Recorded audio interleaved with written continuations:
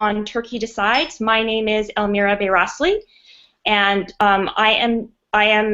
have been a Turkey watcher and a follower for all of my life, and I'm joined by a panel of fellow Turkey watchers and experts, and we'll be talking for the next hour about the stunning results of today's Turkey's elections.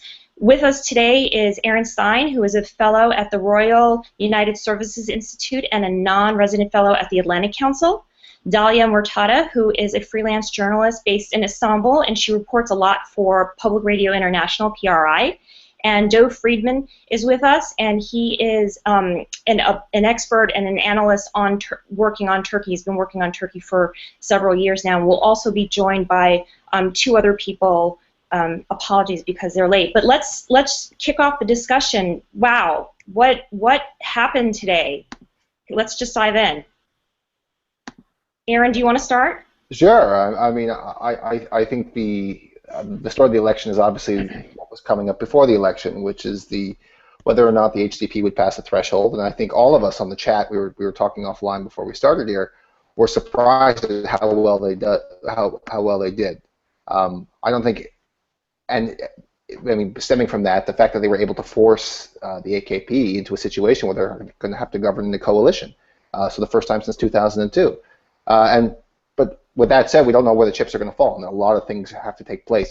The polls have only been closed for close to 4 hours here.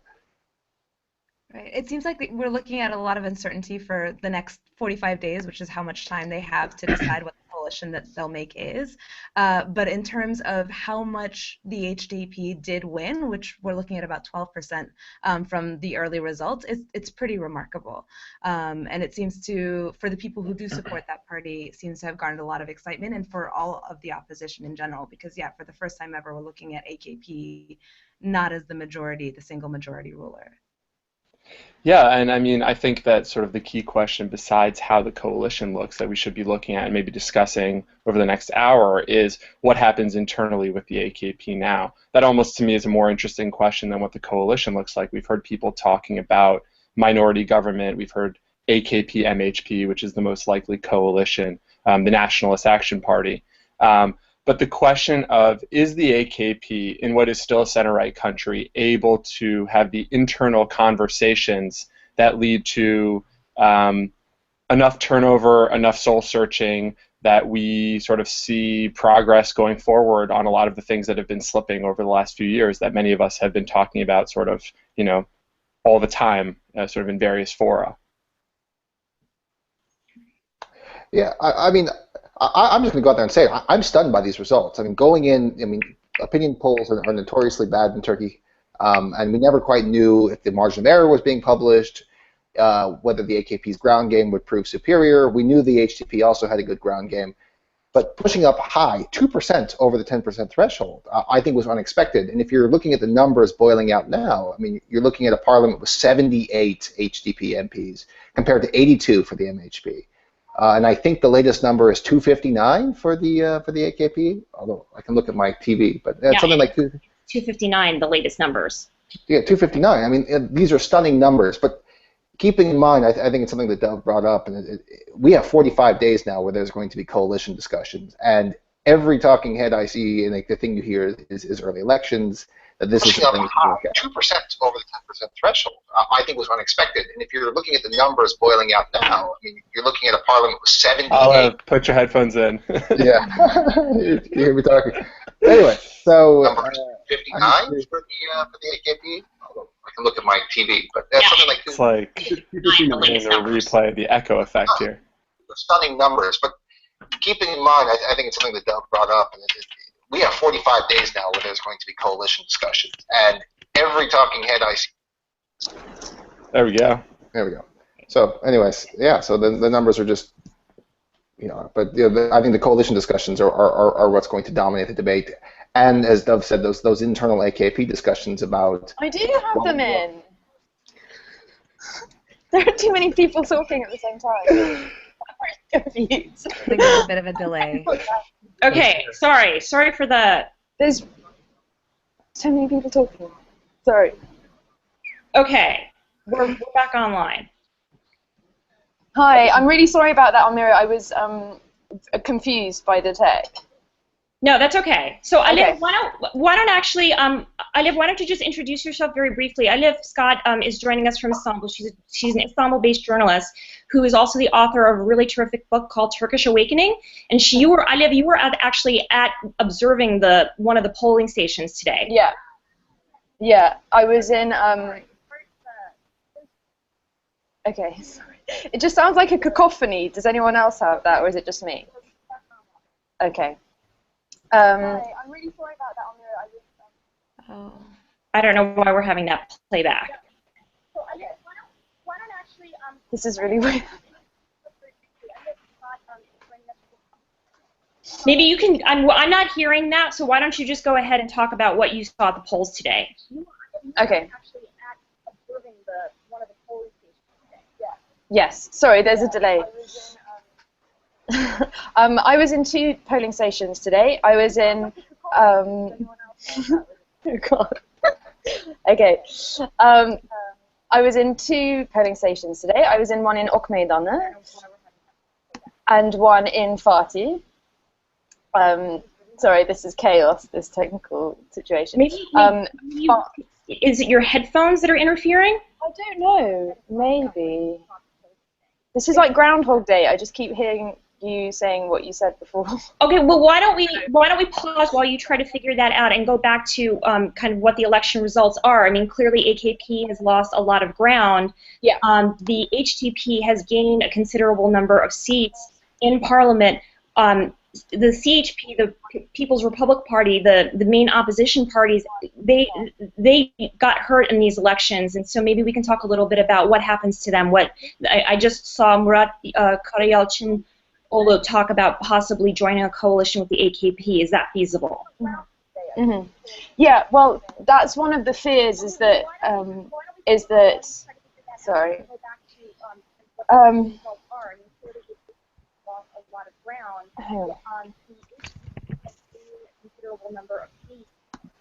Erin, do you want to jump in and talk a little bit about that? Yeah, I'm really sorry, Emma. It's really confusing because Okay. I'm hearing like the previous conversation overlaid onto this conversation. So That's okay. do you think I should get off? Yeah, and jump come off on? and jump off and jump back on. I think that's the I'm gonna best do move. that. It's mentally exhausting. Hang on. Okay. Well, we're not sure. I mean, in terms of the coalition, in terms of how these things are going to play out. We have 45 days with discussions. The most likely candidate on the political party for a coalition partner is the MHP, but that comes with it all sorts of unanswered questions about what that means for the future presidential system. Is the presidential system still on the table? Right. What a future constitution would look like, and would 4 years of governance under a coalition government of AKP, MHP actually really fly? And again, the pollings have been closed for 4 hours and 15 minutes, so I haven't quite figured this out yet in my head. So there's a lot of questions that are still outstanding. But anyway, if anybody else has something else to add.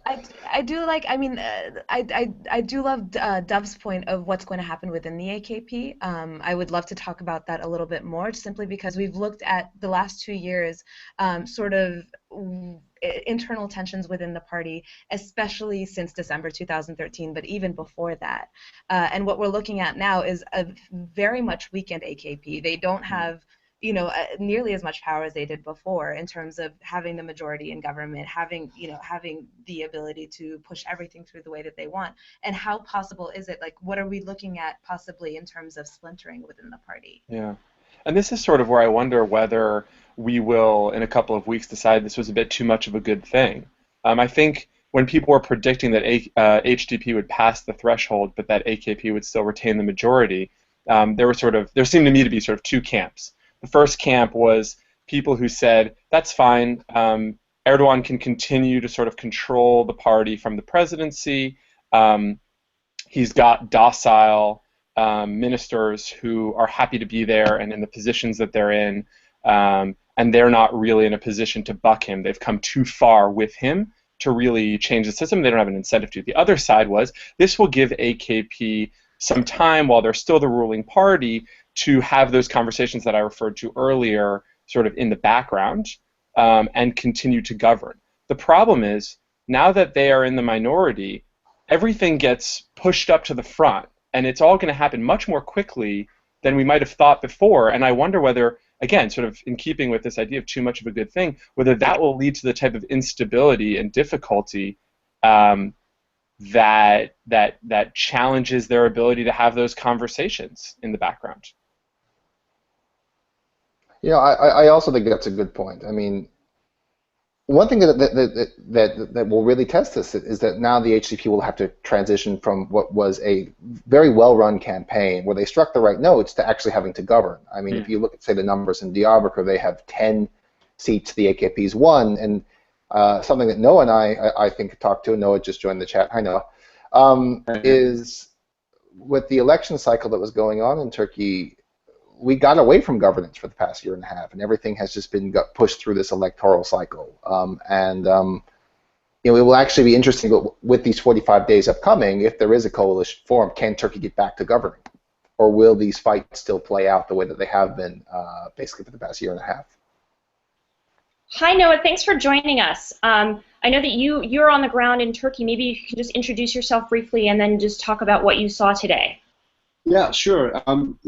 As you said, I'm here on the ground in Turkey. I'm based in Istanbul, and today I walked around a bit in Tarlabaşı, which is a predominantly Kurdish neighborhood, which is right behind me at the moment and is raining celebratory gunfire. And I went over to Üsküdar and talked to some of the more conservative voters. What was amazing today is the number of people, and I think that this has been a really consistent point throughout the sort of election process, that were defecting to the HDP. Lots of people who are very proud that their children were defecting to the HDP from the CHP, and you know, I think that when we look at this election transition, one of the things that's really amazing to me, I guess, as somebody who's gone around and tried to do a lot of sort of face-to-face interviews, is that before this moment, before this election, I have really never met a Turkish voter who has told me that they have changed their mind, whether that's had been on the corruption scandal last year, or whether or not that was on Gezi 2 years ago.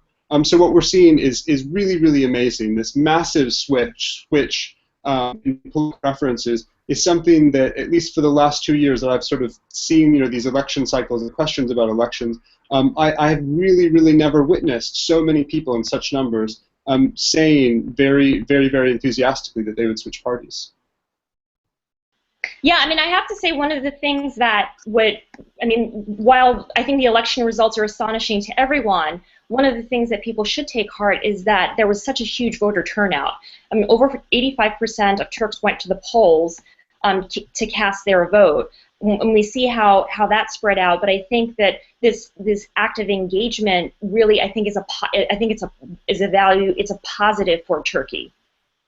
And speaking of active engagement, I think what was really exciting also was to see the number of poll monitors and their age, like seeing the fact that a lot of these people are between 20 and 30.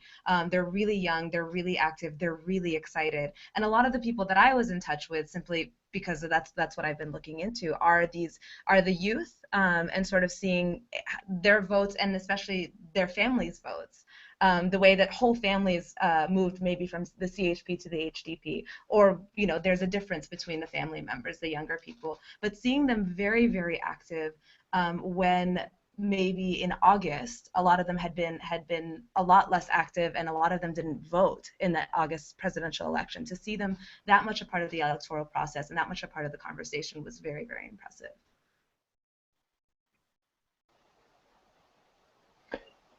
Yeah. I mean, but I mean, I just can't get over the fact that and I'm just going to sound like a broken record here, is that I'm not sure where this is actually leading us, to be honest with you. So we have an HDP in Parliament, we have, you know, between 78 and 80 MPs coming, but we still have very difficult coalition negotiations coming up, and we really haven't talked about, I think, the elephant in the room. It's the tall man, you know, Tayyip Erdogan, who put himself at the center of this election by choice. And so, A, this election was a referendum on him, but B, the coalition talks are now basically about him too, are they not? The coalition talks now become well, what are we going to do with Tayyip Erdogan's constitutional push for a presidential system? Definitely. I guess to add to that, I mean, the question here becomes, what is the platform of these other opposition parties? And the party that's had almost no media coverage in this election has been the MHP. And if you look at the tremendous gain of the Kurds, it's very easy to label that as historic, and it certainly is. But an equal 4% jump in poll numbers was won by the MHP in this election. Yeah. And without any significant media coverage about what their campaign goals had done, I think it's very difficult and how a coalition is going to come together and what issues. I guess just to briefly add to that, I was in Urfa a few weeks ago, and I spoke to some HDP members about specific local policies, and it was very clear that they were not running on policies either. Their idea of solving the refugee problem was simply to give the refugees as much money as they need so that they don't have to interact with the local economy and put people out of jobs. That's obviously not a viable campaign proposal. They won on politics and ideology. I think it's a big question now what these two major opposition parties are going to present in Parliament. Yeah, Noah, I wonder on that point. I think it's really important point that you've raised, a really good one. Sort of the equal jumps that the HDP and the MHP have seen, and how we're focusing on one and not the other. And I think there's good reason for that. But I guess my question to you would be: isn't that because the MHP is basically a known commodity? They've had sort of similar politics over a long period of time, just as the CHP has. Those are the parts of the electorate that are, I don't want to say stuck in the mud, but they're sort of, they are where they are. And what's happening in Turkish politics, though the MHP did see a bump, what's happening is really happening both in the sort of the new coalition of Kurds and liberals, and in the center right. And so it's wonderful for the MHP and their supporters that they have sort of an increased share in parliament, and certainly they're now players in a way that they weren't, especially if they're going to be part of a coalition government. We'll see if that happens. But I guess I'm just sort of wondering whether that's correct, that we should really only be focusing on the AKP and the HDP, since they're really the only two parts of the electorate that have sort of demonstrated any change, any vitality. Yeah, that's, I think one of the issues that's going to come up in the coalition discussions is going to be, because there's lots of talk of whether the AKP goes into a coalition with the MHP or with the HDP, and I think one of the issues that's going to be discussed is what happens to the peace process with the Kurds. So I'd love to maybe talk a little bit about that. What does happen with that? Well, if I can just dive in there, I guess, and sort of address some of the things that Dove brought up. Yeah, I think you're right, and I think that the status of the MHP as a known commodity, and one that is certainly given the tremendously inclusive message of the HDP, certainly there's not as much of a media-friendly aspect to the semi-fascist election campaign of the MHP.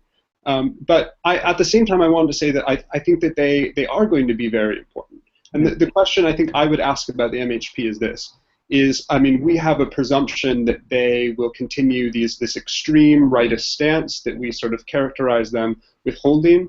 But I'm thinking back to a year ago when the presidential election was underway, and Demirtas was getting his first wave of solid media coverage, and he was saying things that were entertaining lots of Turks and getting Turks to contemplate supporting the party. And an MHP deputy, in fact, said, I very much have to congratulate Selahattin Demirtas. He has Turkified the HDP. Now that the MHP is facing an HDP that is, first of all, the new face of sort of Kurdish representation in Turkey, and second of all, seems to be a very mainstream platform with lots of support outside of simply Kurds. Maybe a coalition between the AKP and the MHP would not be so radical as to categorically make the peace process unviable. I think that's an excellent point, and I think then Aaron is laughing. Aaron, why don't you go ahead? I'll jump in. No, Dahlia made the face first. You go, Dahlia. No. I think that's a really excellent point. Sort of elections like this, and let's say we can make parallels to similar elections that have happened in other countries that are real revolutionary elections. And so maybe that's overstating it a little bit, but not by a lot. they have a way of changing everyone's calculus, changing the way that politics is done, even by parties that we think are stuck in the mud. So I think it's a really excellent point. I do think, though, that to really have a conversation about, and this is why everything here is really recursive, because to have a conversation about where the peace process goes, the AKP still has 42% of the vote, and they still have to drive that train. And they're going to pick up support or opposition depending on what they make the new constitution look like. The problem is there wasn't really a debate about a new constitution. There was a debate about making Erdogan president for life. And so the deficit that we've seen is no one has really talked about what should go into a constitution that sort of extracts Turkey from this 1980s post-coup militarized society that doesn't reflect anything about the way that Turkey looks today. And until that conversation happens, it's all sort of horse race speculation, which I'm not opposed to. I mean, we're sort of doing that right now, but that's really the only place it can reside until people want to get serious about what's going to go into that constitution. Well, go ahead, please. I wanted to. I absolutely agree with you, Dov. Like, there's just so much up in the air right now that there's a lot. It's very difficult to have a productive conversation about what do I really think is going to happen. I have no idea, and that has a lot to do with the next 45 days. But what I would say about the peace process in general is that, I mean, I am definitely, when I think an MHP-AKP coalition, what will that do to HDP voters? What will that do to the HDP segment? What will that, what is that thinking going to be? But what we are looking at is that for the first time, a party that is sympathetic to the Kurdish cause, or to the Kurdish people, that is supported en masse by Kurds, actually has a voice as a party in parliament. Like, that alone is a big deal. That's very obvious, but it is a really big deal. Like, that in terms of the peace process can have a lot of weight, because now they're actually a player as a party in parliament. They are not independent candidates that happen to represent some people. So that can't be overlooked. Like, that can't be downplayed in that regard. But will it paralyze Parliament because they have more representation? I think one of the things I think the Turks and the Kurds were able to come and sit down was pretty much a result of the fact that you didn't have a lot of Kurdish representation in Parliament, and so will Demirtas now demand more? Well, look, the problem with the peace process that people were putting out there was the obvious one, that it was a peace process that was in the hands of a centralizing power, and that it was two centralized actors that were making decisions on behalf of somebody. Again, now you have 78 Kurdish MPs in Parliament, up from I think 30 or 40 where they are now. But we had a foreshadowing of that. There was a debate. There was that parliamentary commission of the four parties that were put together to debate the new constitution that was put out there. And I think, if I'm remembering offhand, they had 60. They agreed to a change in 60 of the constitutions, however many amendments. But I think where you're going to have a massive problem with the MHP and the AKP, and again, this is all speculation, is over the two A's that I call it. It's the autonomy and the amnesty issue. Mm-hmm. And now you have, with an empowered Kurdish movement, they are empowered. They now can claim, in air quotes, that they represent Turkey's Kurds, where it was a fight before then. It was split between the AKP and the predecessor to the HDP over what the two A's look like. And those two A's run completely against what the MHP stands for. And so I actually see stalemate. So I see a fractious government with lots of problems coming up, particularly over these negotiations. And we'll never get the full story. I mean, that's one of the things that I always find difficult in Turkey, is that we never quite know, because the press coverage isn't as ideal as we would like. I suppose, I wonder, yeah. No, please, you go. I mean, I suppose that comes down to also our interpretation of how divided Parliament will be in general. In many ways, I mean, the media focus has been on the HDP as a unifying force, unifying leftist elements inside of Turkey, or what we'll say is like liberal elements inside of Turkey. But there's a much bigger umbrella that's been lost here, which is the AKP was this rightist umbrella, and that in favor of one on the left. So we have this really big divergence where you have Kurds who were nominally religious, exiting the AKP as fast as they could on one out of one door, and then out of the other door you have people that are going towards the MHP. So it feels to me like the character of the Turkish electorate is much more divided after this election. That's a good point. Can I say something now that I've Yes, joined? Alev. Yes, Alev. I don't know what was going on there. I'm so sorry, but it was really spooky and I couldn't concentrate. But anyway, this is all very interesting. When in my absence, did you talk about Erdogan and what's going to happen to him now? A bit, but please say Not more. too much, A yeah. bit. Well, I mean, first of all, wouldn't it be great to just be with him right now and seeing what his reaction to this is?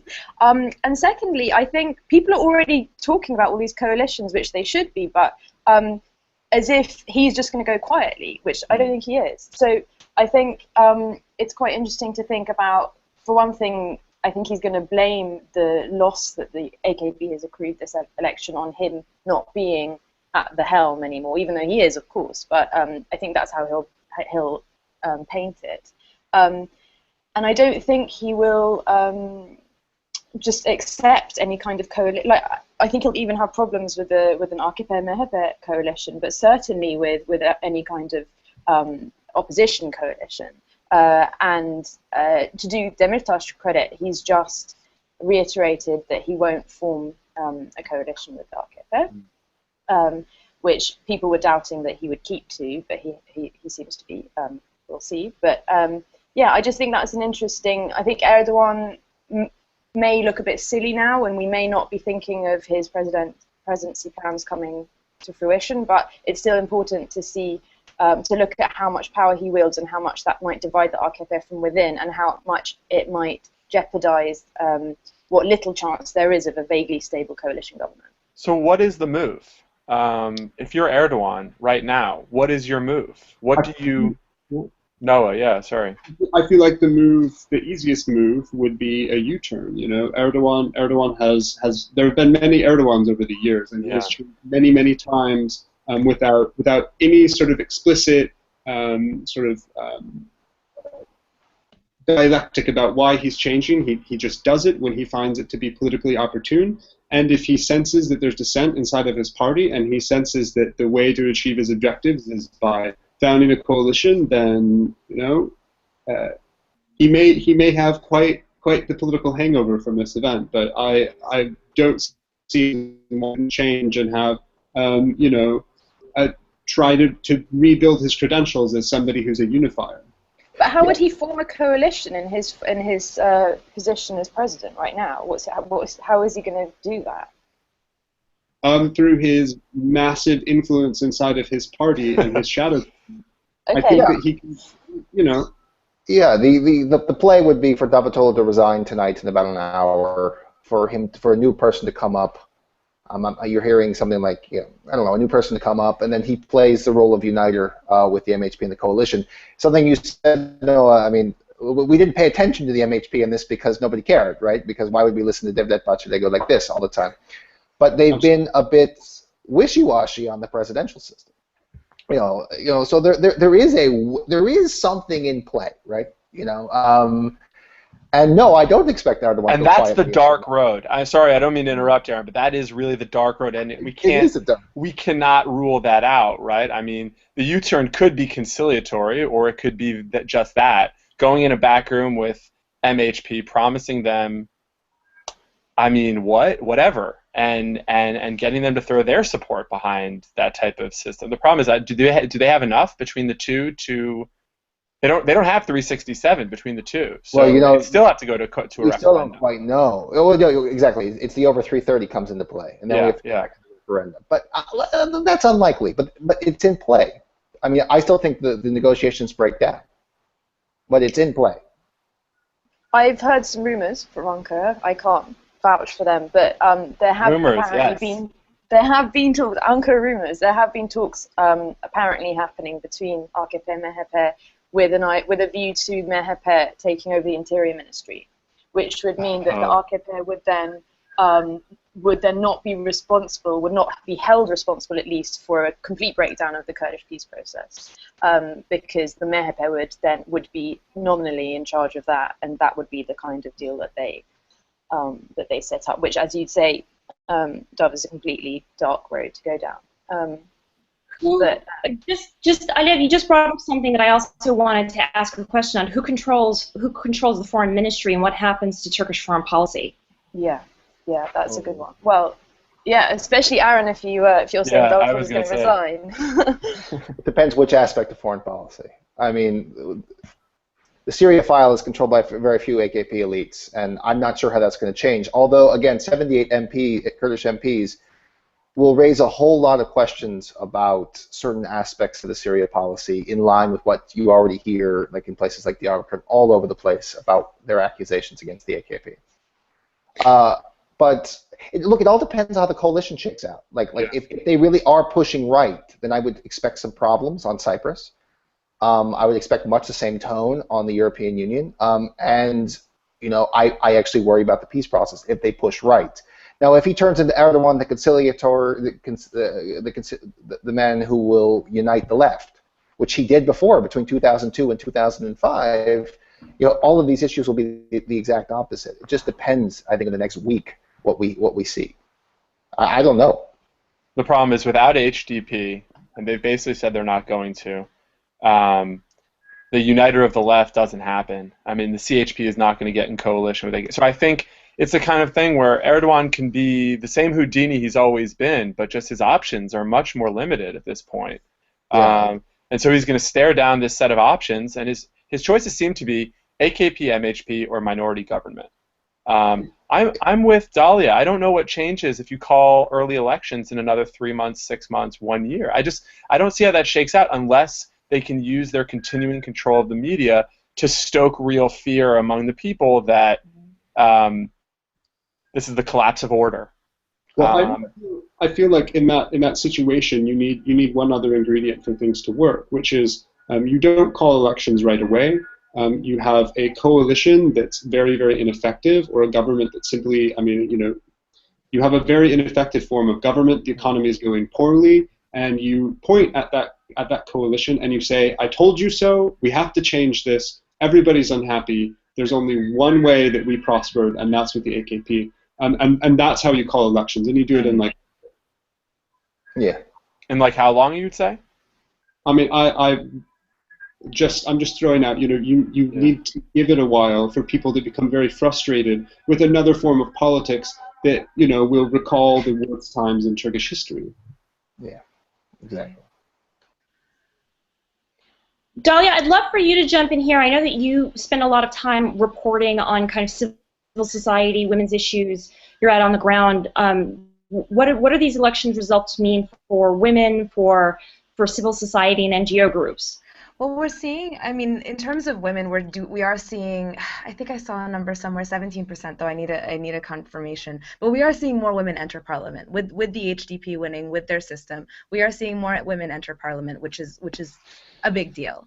In terms of civil society, like I had said earlier, the youth specifically, the activation of the youth is remarkable. And what I did want to say about the HDP is that, yes, the HDP and its predecessors existed well before Gezi, but the platform that they're running on is very much shaped by the feelings that the Gezi Park protests had. And I think that that's a pretty remarkable thing to see 2 years later, that finally we're seeing a real political result of this very grassroots, out of nowhere movement, mass protest movement, to actually see that on the ground, because we were looking at the last 2 elections that we went through, the local elections in March of last year and the presidential elections in August. And people kept saying, where is that momentum? Where is that going? And we're actually seeing it this time around. And we're seeing it in this push for inclusivity. That platform really did resonate enough. 12% isn't a huge number, but it's enough to come from a much lower one. So But again, I mean, it depends on what policies can get passed once this government is actually created, what this means long term for women. When we're looking at policies for women, at policies for youth, it depends on who's actually passing the laws, and if there is going to be as much inclusivity as we see, for example, with the platform of the HDP. Is that going to actually happen in practice? We're not going to have a majoritarian rule, but will we just, have a government that doesn't manage to do anything? Like that's pretty much, what we're looking at. Yeah. Dalia, can I ask you a question on that? So, Sure. if we're looking back over the last few years with a lot of electoral and sort of civil society tumult in the region, if we just sort of situate Turkey in context, in many other places that's led to disillusionment because that sort of the blockage that comes from those impasses that follow the upheaval has led to sort of just as quickly as the sparks are stoked, they're also extinguished. So what type of strategy or policies would you think the HDP would need to pursue to sort of keep their spirit alive, to keep their support alive in a government that probably will be gridlocked? How does that work? Well, if you're asking about specific policies, things that I can point to just specifically that I've dealt with in my reporting, let's look at women's issues and let's look at laws passed regarding domestic violence. On paper, for example, the actual laws are actually they're not bad. They're pretty good. The problem is that there's no enforcement whatsoever, and that's because there's no oversight whatsoever. There's no push from the actual people that pass these laws that say you need to implement this. There's very little encouragement to enter the workforce. A lot of these policies, that's the kind of thing that people would need to see. Is if the laws are good on paper, they're an actual enforcement of them. Yeah. Or someone championing them in the parliament. Yeah, exactly. Someone championing them. Someone saying, I'm looking out for you, and I actually have a chance of making a difference, of actually doing this for you.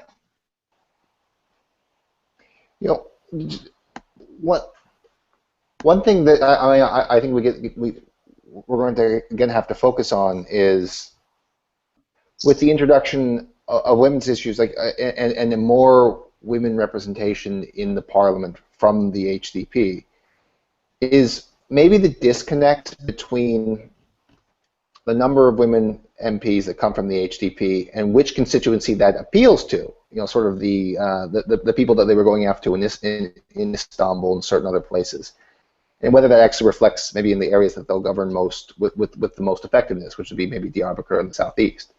So are those issues even just a schism within the party itself about what it is that they actually represent? It's something that Noah said, we don't actually know much about them in terms of what specific policy proposals they have. I mean, what does what policy proposals do they have? All we know is that they had the largest number of women on their ballot, on their party list. That's relatively consistent with this history of this party. But now what policy proposals are they going to put forward about this, outside of sort of the boilerplate that was in their manifesto, in let's say a hostile AKP-run parliament, possibly with an MHP coalition partner? I think it's hard. And so their expectations may be setting themselves up to fail. Well, I think the answer to that might be that they'll muddle around for a bit trying to figure it out, but it might come down to them continuing to be the clearest voice on these issues, right? I mean, one of the other countries that I focus on a lot is Israel, and one of my big criticisms of parties there, not to get too far afield, but one of my big of the third parties over there, the parties that aren't Labour and Likud, is that they grab for too much too quickly. They try to get power before they really have the ability to exercise it, and what they really need to do is sit back and build their coalition slowly by sort of proposing amendments, and when things are going in a way that they think is wrong, speaking very clearly and publicly on the issue, using Parliament and their increased share of Parliament to have a larger voice, if not necessarily a larger vote, because the larger vote may come later in future elections. And if you want it to come later, that might be a necessary prerequisite. I don't know. We've got about about 15 minutes left, and maybe we can talk a little bit about kind of what happens to the main players. I mean, Demirtas was clearly a big winner tonight. Kılıçdaroğlu, who's the head of the CHP, was not, and neither was Davutoğlu. Does Davutoğlu resign, and if he does, who becomes the head of the AKP? Good question. Yeah, what a Yeah. Is there anyone you'd less like to be right now than Ahmet Davutoğlu? I literally can't think of anyone in this world right now. That's maybe I'm overstating it, but that's bad news for that guy. I mean, he really the indignity after indignity he suffered in his short term as prime minister, and the fact that he walked into it basically eyes open. I mean, he knew exactly. There's the Turkish saying, "Her koyun kendi bacağından asılır." Now translate. Every lamb is hung by its own leg. So, I mean, I don't think he didn't know. I just, it was said to me the last time I was in Istanbul a few months ago. Someone said to me, if the AKP manages to retain control, if they manage to get a simple majority, there's no reason to think that anything would change. That's obviously not the situation we're dealing with, but the reason that they said was interesting. They said, Davutoğlu is someone who enjoys his position. He enjoys being able to fly around the world, fly around the country, do prime ministerial things, be sort of a showman, and he's not going to let go of that position, even if it means sort of ceding most of the power to the president. The problem is they've now lost the election, so who has to hang for this? And if it's Davutoğlu, I don't know if that really changes anything. I mean, you're still going to have Erdogan dominating, and whoever the new person is going to be walking into a similar trap. And so, again, this is why it gets me back to thinking about what are the conversations that are happening behind the scenes that no one will ever talk about within the party, and who's planning the death by 1,000 cuts. I mean, who's going to step to the Büyük Usta first? And when we see who that is, we might have a better answer. Or it's going to be no one. I don't know. Right. For me, that's exactly what I think about. When I think about Davutoğlu, I think about what's going to happen within the folks that are part of the AKP. Like that is where my mind goes immediately, because, agreed. Do you think this is the moment that Gül has been waiting for? Maybe. He's not wired that way. He's just not wired that way. I mean, I don't know. People think of him as this sort of like beyefendi, lurking in the shadows, being polite. But I reckon that he was longing for this. I think he's going to sweep in, and he may not be received well. He may be told to bog off, but he tried. I think. Or you could be part of. And again, like you say, we don't know how much of this happens behind the scenes, but what can I say? I wouldn't get, I mean, if only that would happen. I just don't see it. I mean, we don't know, but I don't see it. I don't know. What does everyone else think? We'll have to wait and see. Can we go back very briefly to just what we were saying about what's actually going to change? And okay, HDP is in parliament, but what does that actually mean? And how will that affect, votes in parliament and so on? Considering they do only have 12%, although it's amazing, but it's 12%. But I just wanted to say that, considering how much the AKP controls the media and to what extent they abused, for example, Erdogan blatantly campaigning for the AKP and so on, and they still came to this point. They still lost the election, even with that kind of complete blanket just taking center stage as they did. I think that's really significant, and the fact that the HDP got 12% in that atmosphere, now they're going to be in parliament. They may not have the magic wand to just pass or reject laws as they want, but they will be in parliament and they'll be on television, and ordinary Turks are going to be seeing them. They're going to be seeing women in parliament talking, and I think that's actually quite a sensational development. I don't think that's something to be just brushed off as whatever, AKP is still in control, more or less. I think it's actually really significant, and I think it will change things. Yavaş yavaş, not right now, but I do think they will now have a voice, small as it is, and I think it will be quite a striking voice. And Turks who really won't have seen anything like that on their television screens before will see that, and I think that's significant. I think there are a few things to add there where, if you see the photos of the gathering outside of the AK Party headquarters right now, the crowd is quite small, rapidly small. That's to visualize the sort of the idea that the momentum of a party is very important. You support somebody who's strong. And here we have a party who before could sort of in shorthand identify themselves as the party that supports the majority of people in the country. We represent a majority. And they've lost that sort of self-assurance that was just sort of inbuilt into their electoral performance. I think that's a big issue. I think the other thing that really helps the Kurds, and I guess I'm saying these things in the context of understanding that I have to be very limited inside of Parliament, and I think they're going to really struggle to get any kind of agenda they would have actually carried out. But their weapon continues to be Demirtas, in the sense that when he speaks, he's able to generate headlines. There was a great, I think about a month before the elections, there was a gathering of pro-government journalists, and they have their microphones around Demirtas, and they say something that the other day the prime minister said this, and he says, well, which prime minister? And all of these people from the pro-government media. Sorry, did I just lose you? No, you're still here.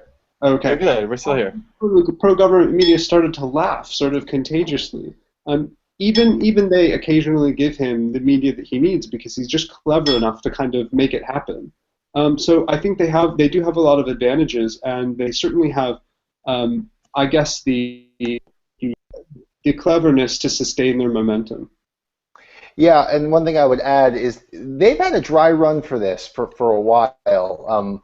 I think what's been overlooked is how much the HDP and their sister party has been governing their own affairs, sort of like with regard to the Syrian issue down in the southeast. Yeah.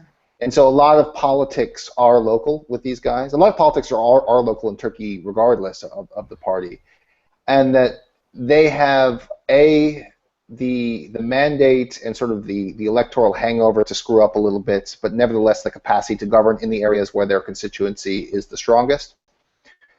And in the soft areas, like let's say the Gezi Park yogis who voted for them, and some of the upper crust CHP guys who defected from Istanbul in particular, they're going to give them a pass for a while too, because of the continued problems with Erdogan. And Erdogan's not leaving the scene. He's going to be in the palace. He's going to be on TV every single day moving forward.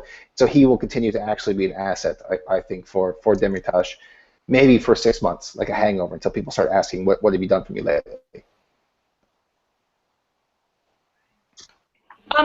Actually, I wanted to just dovetail on the point that Noah was talking about in terms of what's happened with the AKP voters and the low turnout. I actually went to a few days after Gezi. I was actually in Istanbul when Gezi happened in 2013.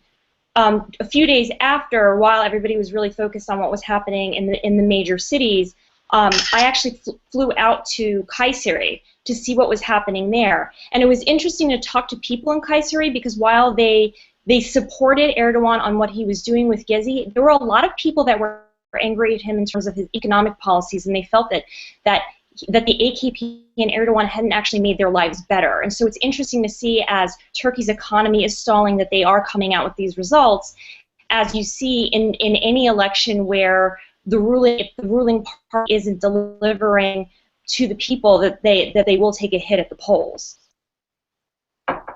Yeah, I have to say, to add to that, just walking around and talking to AKP supporters today, I've noticed that in contrast to a year ago, you get almost unsolicited criticism of the government. So you have people who say, I really wish that Erdogan could get the 400 deputies that he's requested, but I don't see how it's possible because I get the minimum wage, I'm a textile worker, and although I support the AKP, there's been a lot of inflation, and my living standards haven't gone up, so people will punish them for that. And I've met people who have said, we love Erdogan despite the corruption that we know is going on. Corruption has sunk in, for sure. And that's, sorry, no, please. No, I'm just to wrap up. I mean, it seems that they are increasingly aware of the shortcomings of the AKP, and they feel on the defensive. They feel as though they have to acknowledge them and then defend them. And that's really the political scientist's sort of narrative about what happened in these elections, right? Retrospective voting based on economic performance. And so interestingly, and again, without getting too far afield in this direction, but this is a place where we can say some small part of this election is due to the end of quantitative easing in the United States, right? And the economic policies that we in the United States have pursued for our own reasons, but that have inhibited Turkey's ability to continue to grow based on foreign direct investment and without the level of improvements internally that would be necessary to have sustained growth that would escape the middle income trap. So sort of there are multiple narratives that you can layer over each other in this election that will sort of begin to give you a full picture of what's going on. Great. Well, we just have a few minutes left, and I know, Aaron, you need to hop off, so maybe we can all just wrap up with some parting thoughts. So, Aaron, do you want to start? Sure. I mean, the next 45 days will be key. The media in Turkey often the pro-government media often takes its cues from Erdogan. I mean, there is dissent within those pro-government columnists, so I'll be really interested to see how they frame this tomorrow. And then when he finally does speak, maybe how that narrative shifts or how it changes and what that means for policy. And all eyes are on Davutoglu. He's supposed to speak in 35 minutes. But I think we're in for turbulence here. And it's really too early to tell how everything's going to shake out. But we'll see. Great. Thanks, Aaron. Alev, do you want to go? Yeah, I've just been hearing hooting outside my window, and it just struck me as ironic that as we're being really sober and academic and talking about all the sort of complications ahead, people are bloody so excited, and everyone's just going crazy. At least, I mean, in Istanbul, imagine what it's like in Diyarbakir. And it's actually a moment of jubilation. So before we get too kind of po-faced about it all, I think let's hope that some of this excitement carries through, and it's not just, we don't just get plunged into doom and uncertainty immediately. I think this is something to celebrate. Yes, we're right to be cautious, but I also think it's wonderful, and I want to congratulate everyone in Turkey. Well said. Great. Dalia? I will echo Alev, but I also I did want to say that beyond that, I mean, I'm looking past the next 45 days. I have no idea what will happen in the next 45 days, but I'm really, really curious what will happen in the next, like, 2, 3, 4 years, because I do think that this is the start of something that we haven't seen before in Turkey, and how that will shake out in the next year versus the next 2 years. Like, I think year to year things are going to change significantly, and how that'll play out. I'm watching very closely. As all of us are. No.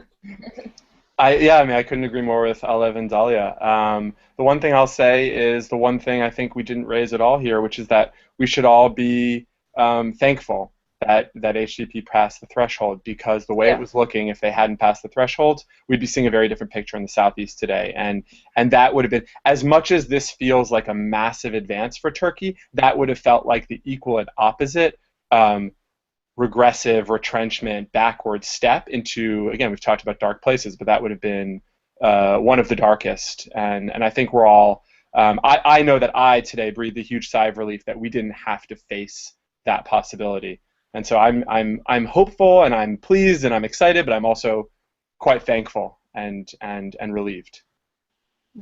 I'll wrap it up, and I'll echo that. And I have to say that I'm quite pleased that the HDP did pass that 10% threshold. But I think overall, just in general, as somebody who's watched Turkey my entire life, I have to say I'm proud. I'm proud of Turkey, and I'm proud of the Turks for going out and for voting in such large numbers, and for really getting engaged in these issues. And I know that it has been very difficult for Turkey over the past 40 years. It's been very difficult. It's been very difficult for the past 5 years in particular. But I think, with this election, there's a lot of uncertainties. But I think one thing is certain is I think that people are aware of what is at stake, and I think that they are prepared to engage and be involved in the process. So on that positive note, I will wrap this up. Thank you to our viewers, and thank you to all of you for participating in this Turkey Decides Google Hangout. Thanks, Amira. This was fun. Okay, bye. Bye. Bye.